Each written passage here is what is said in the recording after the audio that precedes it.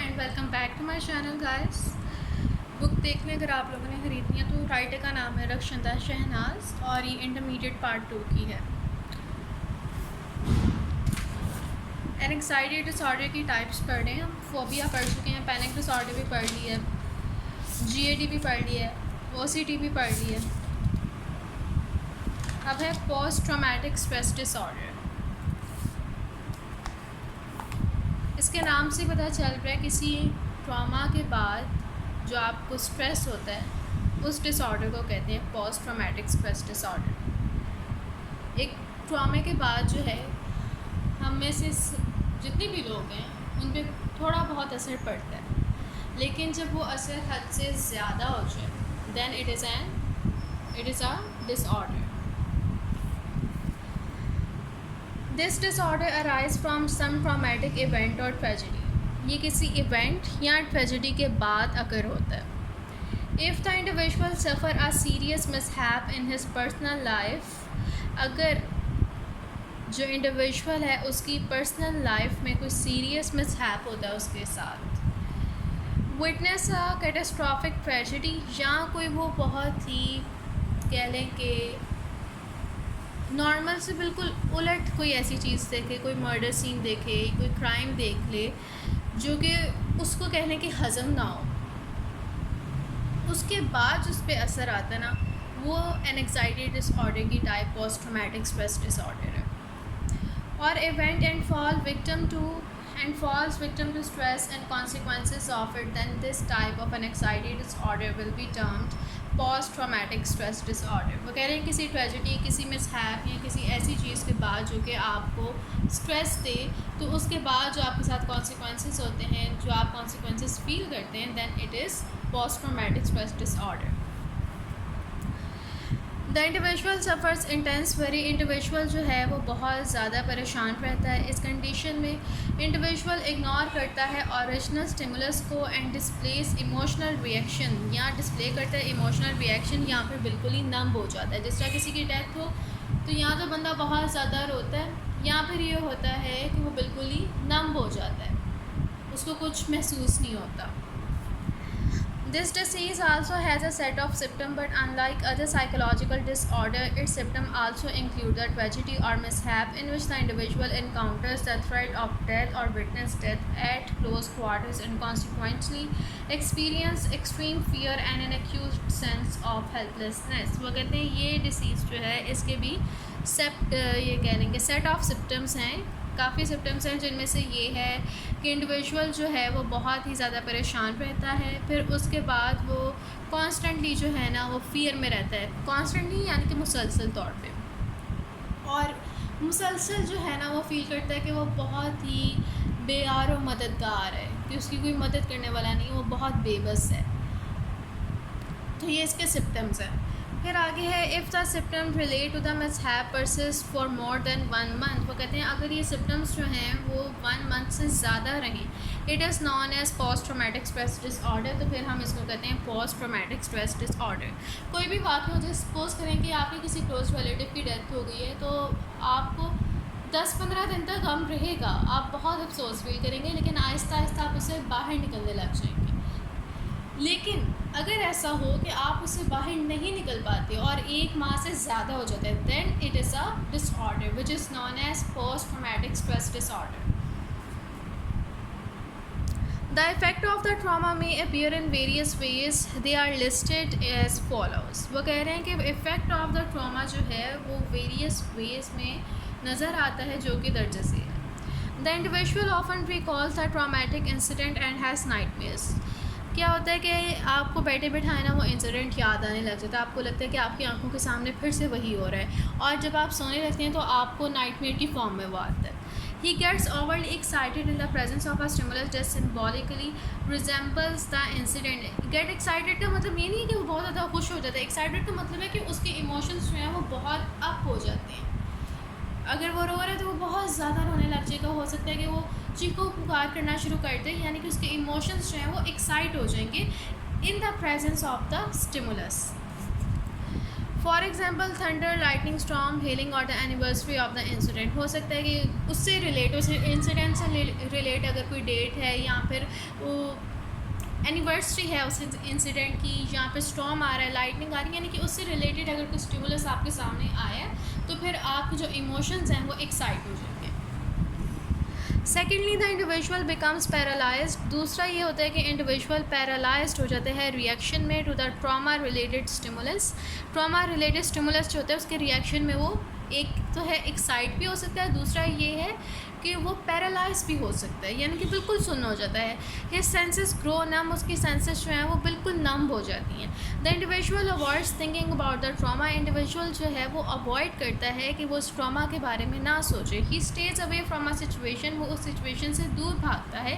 Date may remind him of the mishap, जो कि उसको रिमाइंड करे मिसहैप के बारे में। इसकी एग्जाम्पल आप इस तरह लें कि बाज़ू का जो है अक्सर ड्रामाज में भी इस तरह होता है कि कोई मिसहैप हुआ है हीरोइन के साथ या जो भी मेन कैरेक्टर है, तो क्या होता है कि वो भूल जाते हैं कि उस इंसिडेंट में हुआ क्या था, क्योंकि वो अपने दिमाग को उन मेमोरीज़ के रिएक्शन में क्या कर रहे हैं, स्टे अवे रह रहे हैं उससे, उसको भूल चुके हैं, ताकि बंदा जो है उसके रिएक्शन में एक्साइट ना हो जाए, उसको नुकसान ना पहुँचे ज़्यादा।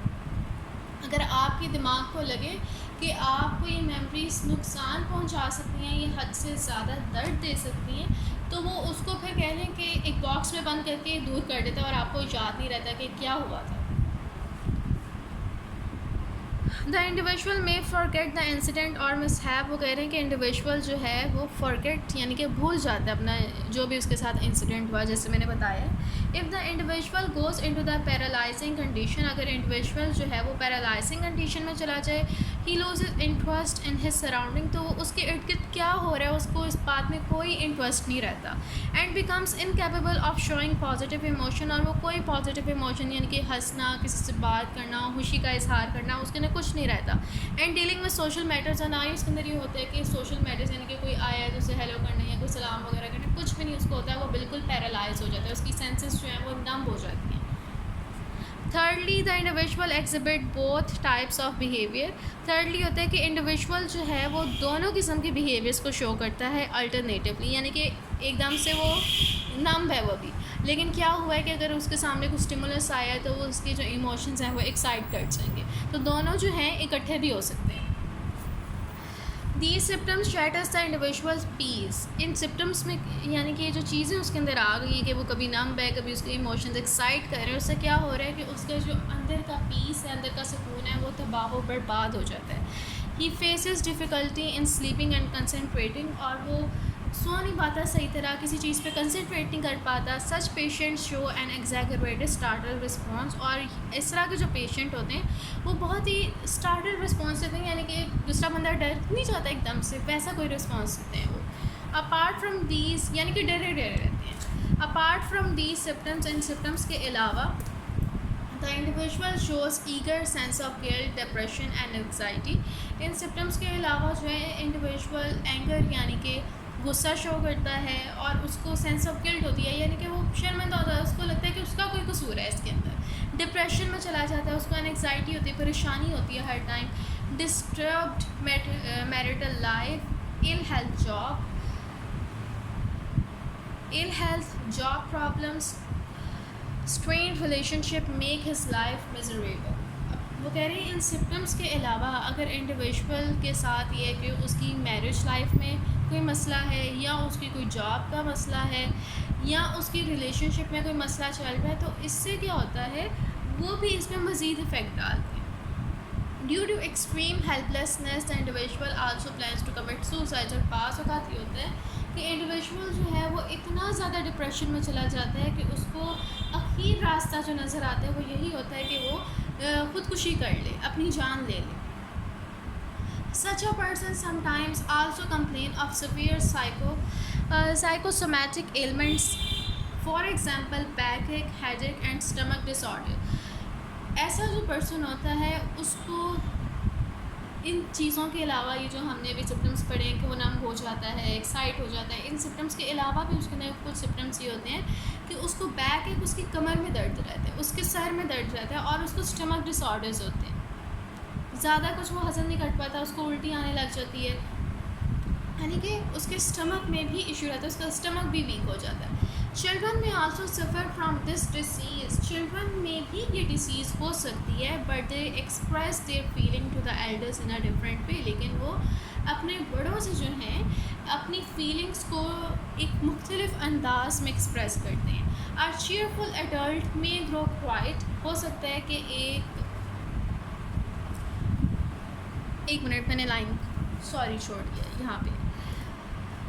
They begin to have nightmares in which they are frightened by ghosts and phantoms. वो किस तरह एक्सप्रेस करते हैं कि उनको जो ख्वाब आते हैं वो बहुत ज़्यादा डरावने होते हैं, जो उनको डरा देते हैं, उनको लगता है कि भूत वगैरह जो है उनका पीछा कर रहे हैं और उनको डरा रहे हैं, वो फियर में हैं। तो इस तरह वो अपने इमोशंस को एक्सप्रेस करते हैं। Post-traumatic stress disorder sometimes bring about marked changes in the individual's personality. PTSD post traumatic stress disorder की शॉर्ट फॉर्म है PTSD। PTSD जो है बाज़ औक़ात इंडिविजुअल की लाइफ में ऐसे चेंजेस लाता है कि उसकी पर्सनैलिटी ही बाकायदा चेंज हो जाती है। अ चीयरफुल एडल्ट, एक ऐसा खुश मिजाज सा बंदा जो होता है, मी ग्रो क्वाइट, वो बिल्कुल ही खामोश हो जाए, कुछ ना बोले।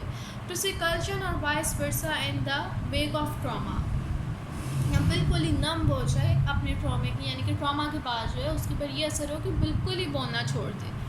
Under the stress trauma some children being to think that they will not live to adolescence.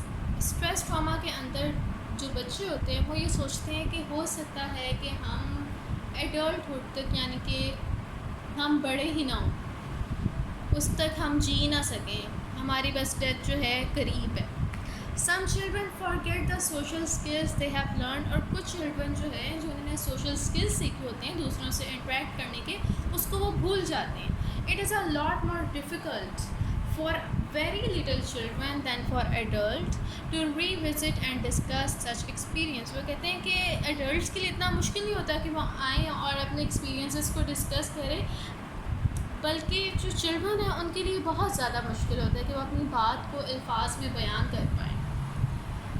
For example sexual abuse and physical torture, और इसकी वो एग्ज़ाम्पल दे रहे हैं सेक्शुअल अब्यूज़ और फिज़िकल टॉर्चर में। किसी बड़े के साथ हुआ हो तो वो अपने अल्फाज में उसको बयान कर सकते हो, उसको पता है कि ऐसे इदारे हैं दुनिया में, ऐसे लोग हैं जो उसकी हेल्प करेंगे, लेकिन एक बच्चा उसको नहीं पता होता, वो अपने अंदर ही घुटता रहता है और वो महसूस करता है कि बस अब मेरी लाइफ जो है ख़त्म हो जाएगी।